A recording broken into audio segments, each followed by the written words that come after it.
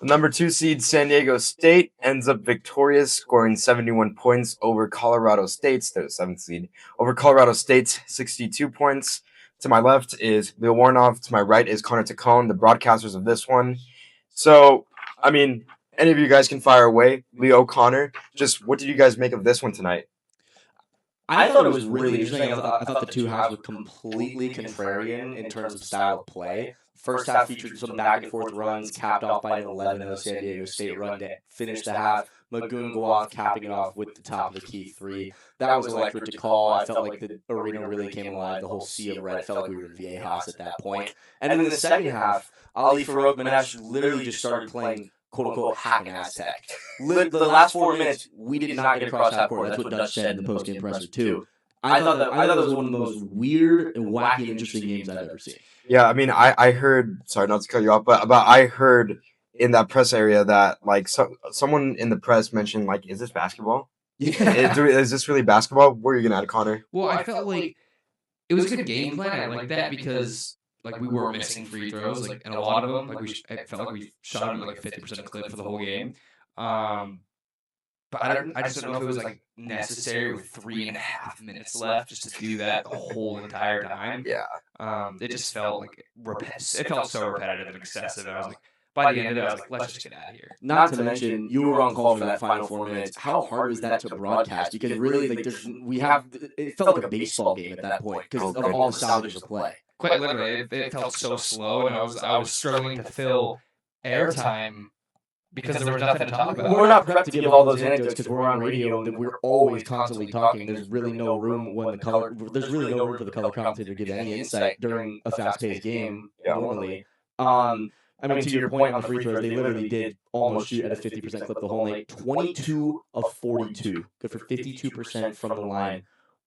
I mean, Dutch, Bird, and Farrow touched on it in the post-game presser, but if they want to beat New Mexico or San Jose State tomorrow, simply got to be better.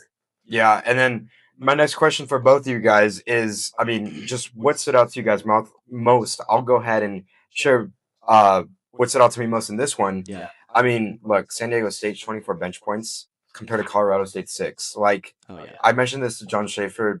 The reel will be up. You know, little quick clip we did with him. It was he's, by the way, awesome guy.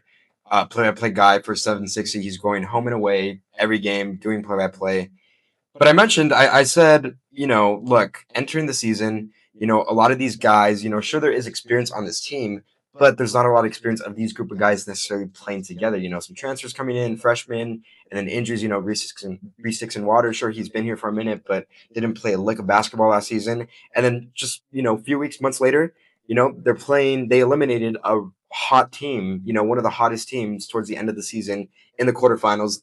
The SDSU's the Aztecs' first game of this tournament, as mind you, the hottest team. I didn't label that. That's what Coach Dutcher said. Right? Yeah, he said that in his postgame presser. But what do you guys make of that?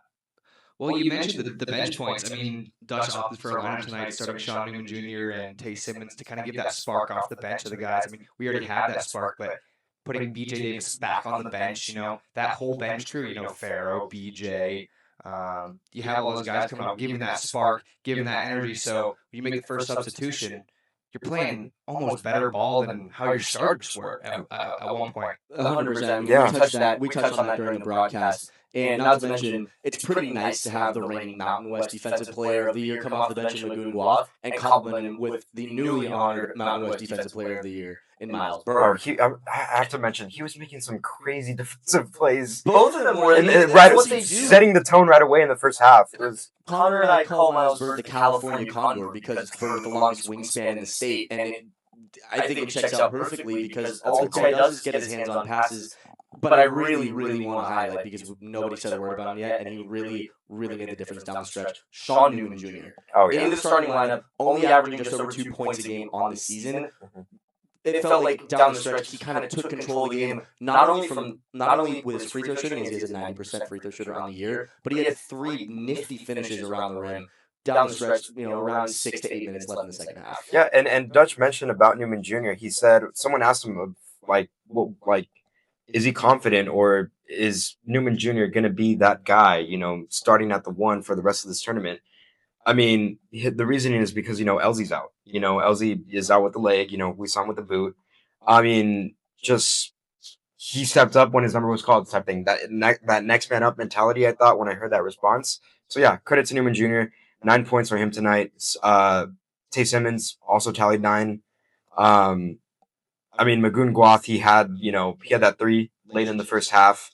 I mean, for me, another thing that stood out was in the dying moments of the first half, there was a sequence where Compton played somebody, like he was looking like a point guard. Like he picked up the ball in the high post and then he was waiting for a pass, but the teammates were like, no, like you go. Like, mind you, this guy's a big. He drove to the rim like a point guard himself. And then just literally a few seconds later, in the ensuing possession, Magoon closes out the scoring for San Diego State with a 3. You have bigs playing like they're guards. I mean, just talk about the versatility of this team. I mean, I just wanted to touch on what you said about Farrell. When he did drive to the basket, you saw a little behind the back dribble, and I'm just like, dude, this is a 6'9" left-handed guy that 75% of his shots are dunks. Yeah, right? He's a lob catcher. He's a pogo stick, right? Seeing him go in and out behind the back, it was beautiful. And it felt like he takes the mask off, and all of a sudden he got his handle. He got coordination all of a sudden. Connor? Yeah, I think Farrell did a tremendous job showing his versatility tonight. But I just want to touch right back on the Sean Newman Jr. point for 1 second. He had the 9 points, but just his calm, cool, and collectiveness when the ball's in his hands tonight. Like, he looked poised. He controlled the tempo of the game from the point guard position all night long, and just that's the aspect of his game that obviously he averages 3 points a game, but that's the part of it doesn't show up on the stat sheet. Right. And I think that heavily factored into why Dutch played him tonight, and it worked out. Yeah, I mean, as a little guard, I don't mean to cut you off, Joaquin. As a little guard, I empathize and I envy Sean Newman Jr. because it is exactly what you just said. The stuff that doesn't show on the stat sheet, the little things, the passes, the defense, and then what does show up on the stat sheet is the free throw shooting, right? I mean, he did actually. I'm lying. He went 1 for 2, but that's probably the best on the team tonight. Anyway, I would like, because this team was so unethical, for lack of a better term, some crazy stats. No field goals for the last 6 minutes and 49 seconds of the game for the Aztecs, yet they won by 9. And then on the flip side, Colorado State, they had 19 made field goals during the game, 13 3-pointers. I don't think I've ever seen a basketball game where the team only makes 6 2-point field goals in the entire game, and it was a relatively close game on the stretch. I mean, it doesn't make sense to me. Yeah, I mean, speaking of shooting, though, I mean, for looking at our side, good points there, Leo. The free throw shooting, because what made me think of what I'm going to mention, the stat that I'm going to bring up in a moment. What it made me think of was, you said 9 points was the difference. I had made this. I mentioned this to you in the media area. At our desk, that we win this game. We are in the 80s. Yeah. If we knock down our free throws. Absolutely. You know what I mean? Yeah. The free throw shooting was at 52.4%. It was the final ratio was 22 to 42 compared to. I mean, they didn't really get to the line again. Hack and Aztec. As you labeled it. But with Colorado State, they were at the line 13 times. They buried 11 of them. Efficient. But with us, we were at the line 42 times, and only 22 of those were buried. And I mean, I don't know how, I don't want to throw out a hypothetical. I don't want to throw out a number, but I just want to know in a different world, if those free throws are knocked down, I wonder what the score of this game is. Seriously. And not even all of them. Let's put. Yeah. Let's say we go 33 or 42, which is just over 75%. Right. That would be an efficient night, but not unbelievable. That's 11 points. That's about what Bam Adebayo shot the other night. It was 83-point game. But I mean, if that happens, like you said, we win by 22 if that happens, right? Like it's pretty self-explanatory. I mean, I was impressed with Jace Butler the most on the other side. I mean, we watched him yesterday light up the sky against Fresno State with 5 threes in the second half. Buried his first 2 tonight, so I mean that took him to 8 for 9 in the first 3 halves of the Mountain West tournament. Brandon Recksteiner played a great game, but really I just feel like it was the presence of the Aztecs forcing contested threes. Really, they didn't take many 2-point field goals all night. They were very active on the glass as well. 43 rebounds. 9 above their average for the season. I mean, Dutch mentioned it in the post-game press conference. Rebounding is going to be the key to success in this tournament, and they did a great job of that tonight. And that's probably the difference maker in this game. I agree, especially when you consider Colorado State 31 rebounds as a team. On the offensive glass, 9 rebounds for the Reds, 14 for the Aztecs. So really, exactly what you said, Connor. The rebounding told the story tonight, and Dutch did touch on that in the press conference. And one more thing that I have to mention that, like, I think this has to be mentioned. This is all our first Mountain West tournament, ever here in Vegas at the Thomas and Mack Center. What a turnout of Aztec fans here in Las Vegas. Like, Facts. the red seats, and then hearing the woos after the, second made free throw, and just all the chants, the SDSU Aztec fight, all that, everything, just that you like. The little perks and aspects that you see at a Viejas game day you saw tonight here, way far away from San Diego. Just tell me, Connor, what did you think of that? I think it was awesome to see. Every school in this tournament has that. I mean, we are in the home arena of UNLV, and I don't even think they had any fans show up to their game. It was a Utah State home game. That was how loud were those guys? Oh my goodness! All gloves, the university flew them out. I mean, latex gloves just sound louder when they clapped. Yeah. Oh my! They're called the Herd. Anyways. But yeah, I mean, there's many teams in this tournament that don't have that kind of turnout, and I think we're obviously grateful to have that, and to have a supporting fan base that'll come out to Vegas, make the 5-hour drive, hour flight. It's a blessing. It really is, and hopefully we can see those attendance numbers grow throughout the next couple of days as these games get more and more meaningful, and this team moves on in this tournament. Hopefully, a championship berth is what we're looking at. Take us out, partner. I got nothing else. I mean, I really think that's it. Oh, Miles Heidi. Oh my goodness. Sorry. This is like a fun way to end it. There was that one point where he was in transition. Mm-hmm. He got the cookies, got fouled. I was so excited. I was so excited in that moment, and then just disappointment. I was like, I wanted him. He's like a cult hero, amongst, the SDSU faithful.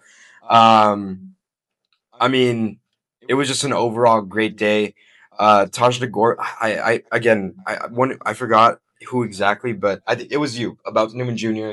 Mentioning how he brings a presence that isn't noticed on the stat sheet. I'd like to mention Taj DeGorville as well. Yeah. Taj DeGorville, when Bird needs, when it comes to ball handlers, when Bird needs some rest, BJ needs some rest. Honestly, I would argue that I would rather have DeGorville orchestrating the offense than BJ Davis. I mean, DeGorville really can't get you 30, but I think he's I think it takes to his versatility. In terms of facilitating, yes. Scoring wise, BJ every day of the week. But because he's also 6'5", and you're right. Tall point guards that have an IQ. Exactly. I mean, sure, he only put up 2 shots, but he's okay with that. And I feel like every team needs to have a guy that, look, it's okay. I'm not going to get my shots. I'm not going to get my points. But as you mentioned with, the starting point guard, Sean Newman Jr., I think Taj DeGorville is another guy that comes to mind. I think it also just gives Dutch some versatility because, hear me out, listen to this 5.